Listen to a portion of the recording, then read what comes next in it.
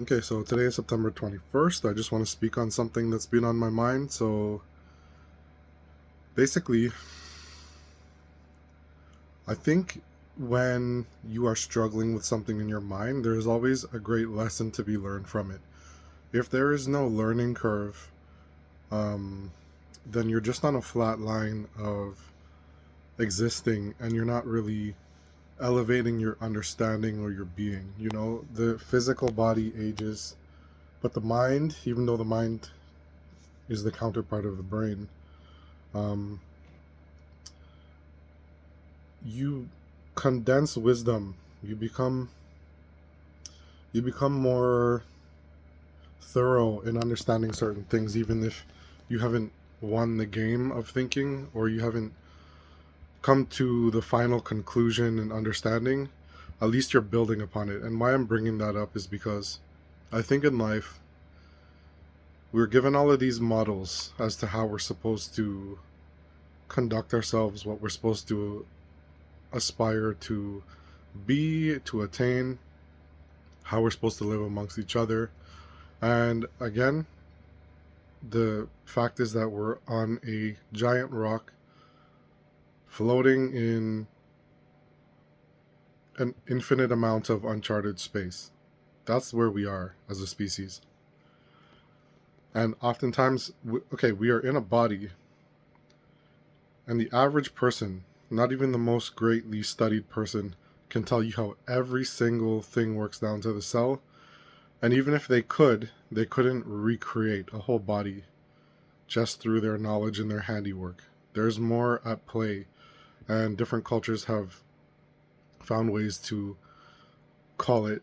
You have chi that you're breathing in and out, flowing through you. You have prana. You have um, whatever name they want to call it, mana. And why I'm bringing this up is because we are in a body that we can't even explain ourselves, but we have it.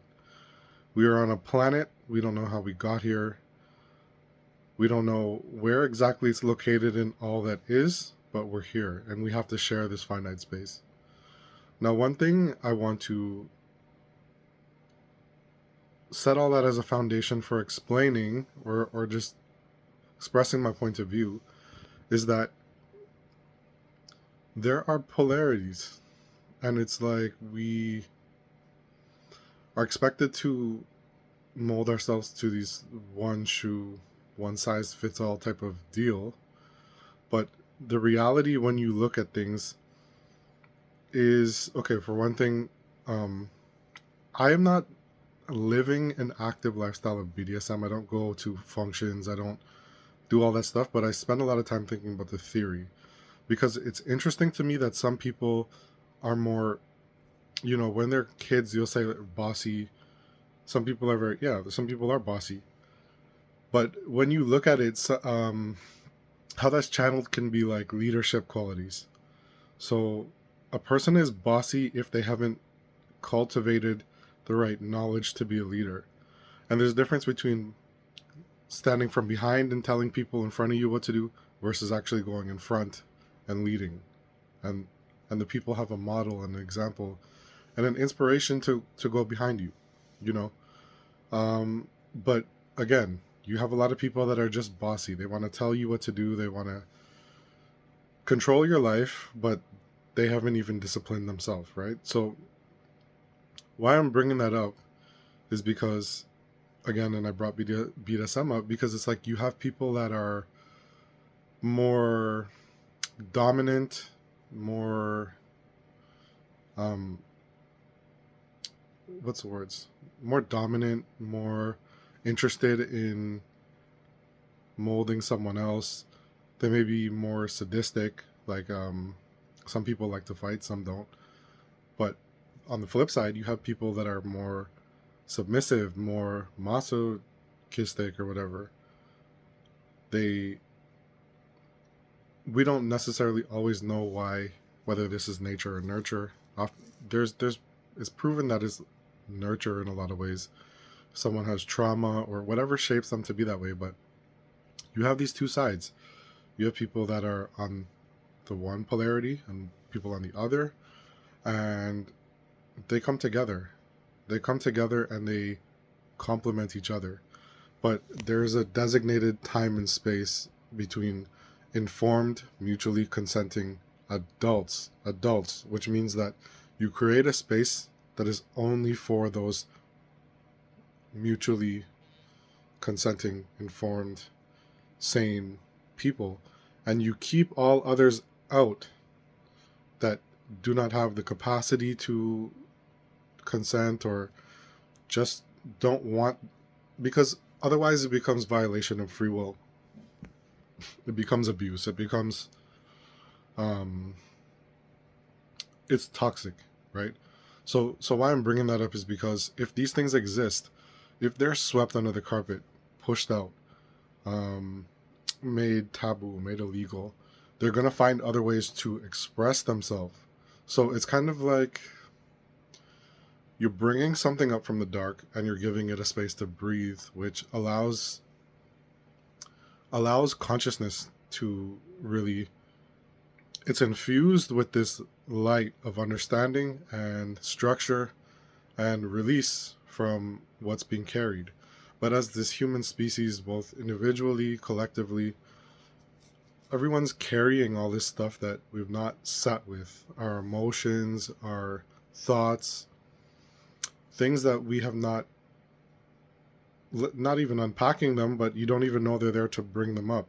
But they do come up in different situations. They come up in when you're triggered. So you get angry.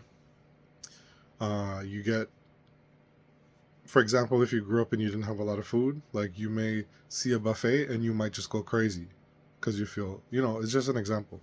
But why I'm bringing that up is because I feel like there is one middle ground and one necessary ground when human beings are together that everyone should possess, and I think that's civility. I think it's every person does need to conduct themselves in a civilized way, and that's the only way that a society can function, is when people behave in a civil manner.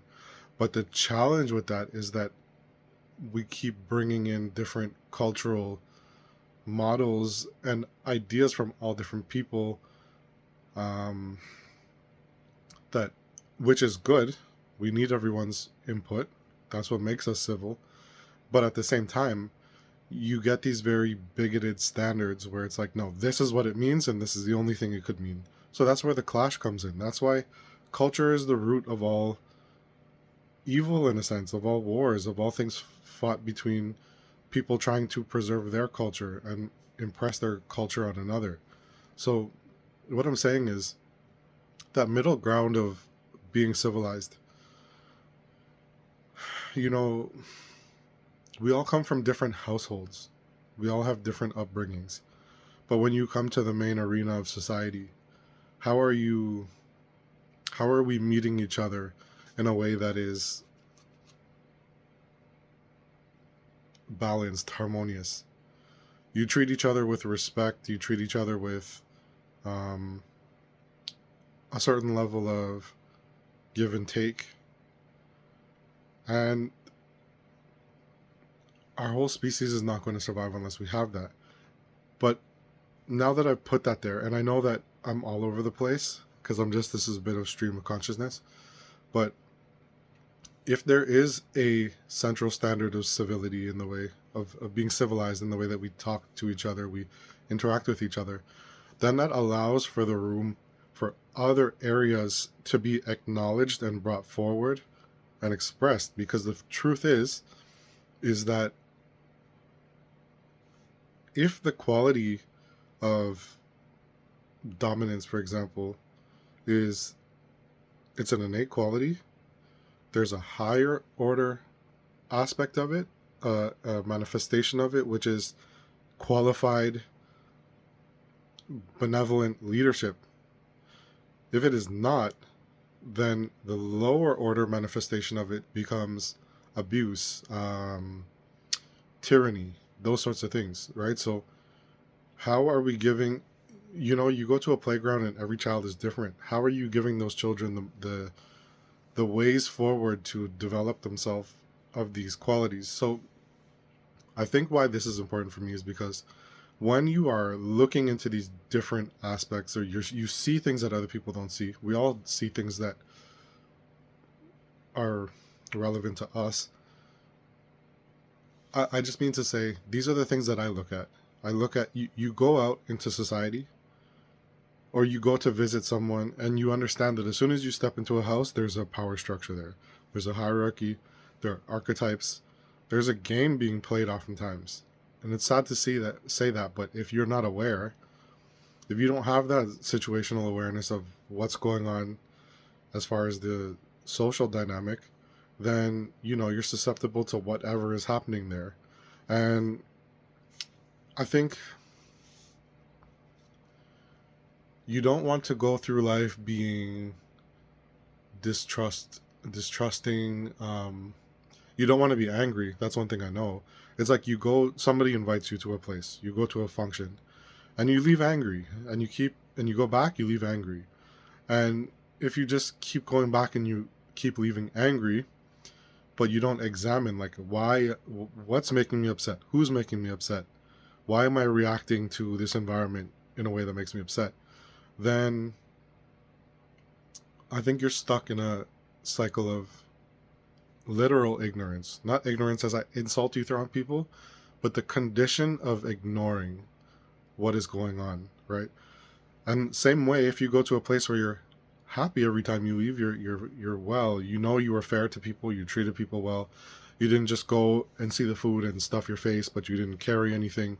Like, in that sense, it's kind of like,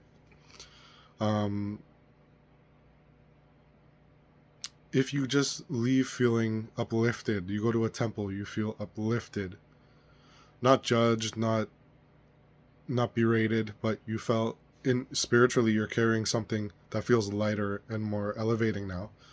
Then when you look at that, you say, what are the factors? And if that is how I want to feel, how do I find that in other places? How do I want to be for other people? I really do feel like, as they say, it's what you do. I don't know why I'm feeling resistance to saying this, but it's like, it's a saying that what you do when you're alone is who you truly are, What you're thinking when you're washing your dishes, when you're taking a shower. It's not the things that you perform in front of people. And especially now with social media, everyone's always performing this. It's always this facade for it's impression management to get a certain reaction from people. But who are you genuinely? Who are you when you remove trying to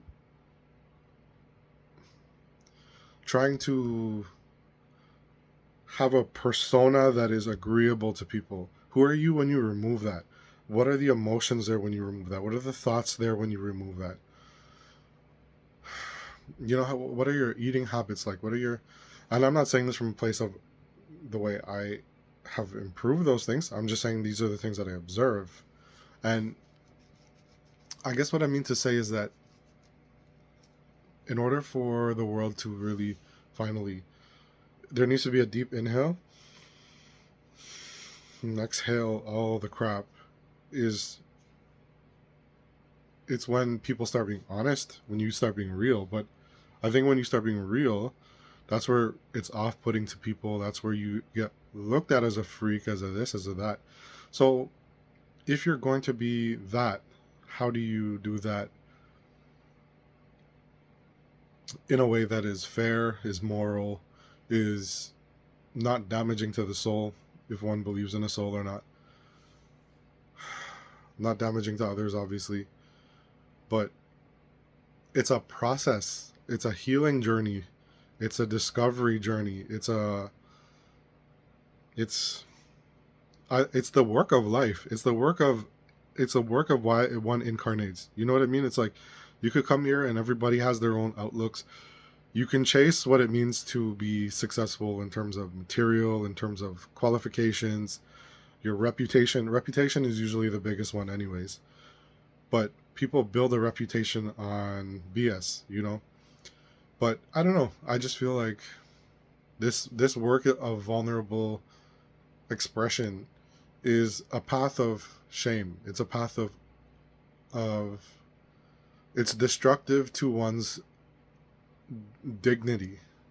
But at the same time, I feel like what you reap from really touching into the darkness and all these, not darkness as far as like evil and, but darkness as far as what is hidden out of sight because it's shameful. When you reveal these things, the cost of it is being a pariah, because people, they feel like, oh, you're weird, and people fear what they don't know. So if they think you're weird, then they think you're dangerous. And one thing I've noticed is, like, that as I'm getting older, I still consider myself youthful, but it wasn't so much as a problem when in my 20s, even into your early 30s, but like your 20s, your teens, people still consider you on the a young adult. But when you get older now and you touch into older, when you exhibit traits that are not, I don't know, congruent with status quo, I guess, it's not just that people feel weird around you. Now they're saying you're a danger to our children, because how you express yourself, how you not fitting in is informing our children that this is a way to be, when people want their children to adhere to the structure that they know. Every religion, and this just goes to show, with each religion sees it their own way. The Christian way, you're looking across at the Hindu like, oh, you do this, you do that. The Hindu's looking across at the Christian like, oh, they do that, and you have the parents of each one raising their child in this type of way to carry the same dogmatic biases and stigmatizing others and criticizing others. So it's not even that they're right, it's just that they're trying to make sure their culture is and it comes from a place of wanting to make sure your children are well protected, um, they're on the right path. But one is so assured in themselves that they know this to be a fact, that they are, why my words are escaping me, but they're trying to ingrain this in their children and they don't know. But again, it goes back to, like, if there's these different paths, then what is the middle way of being civilized with everyone? And what is the negotiation process? What is the navigation process of being different? Being different comes with a cost, and it's a dangerous cost sometimes, but it does not mean that you are a dangerous person. Look at Socrates, perfect example. Through that Elenchic method, he was taking everything down to burning everything that we presuppose into a crucible and saying, everything that you think bring it to this fire of why, of this question mark. Why? How do you know that? It's like epistemology. You reach a point where,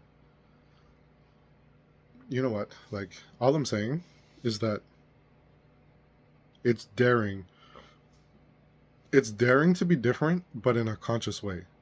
There's blind rebelling without a cause, blind patriotism. That's something different. But when you are trying to really, apply deduction to certain things, or you're trying to, like in Sanatan Dharma, they give it the, like, I believe it would be called like adhyas. It's like when the example given is often you see a rope, but you mistake it for a snake, so you freak out and you run away. At what point do you come back and say that's a rope?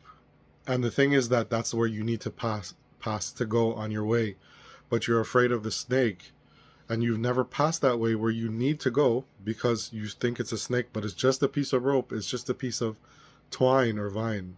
Like, you cannot pass where you need to go unless you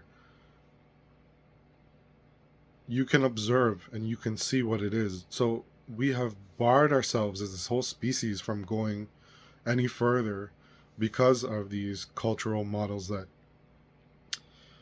block us because of misunderstanding. And at the same time, we don't want to get, it's like you can go around a fire, you could observe a fire, you can feel a warmth, you can't walk right into the fire, you know.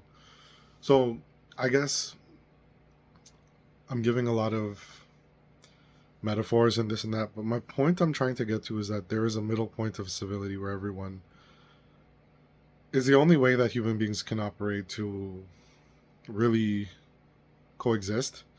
But then there are these outside things that remain unexplored, and that's where the work is to move forward. So it's just, it's not a one size fits all thing. It's a,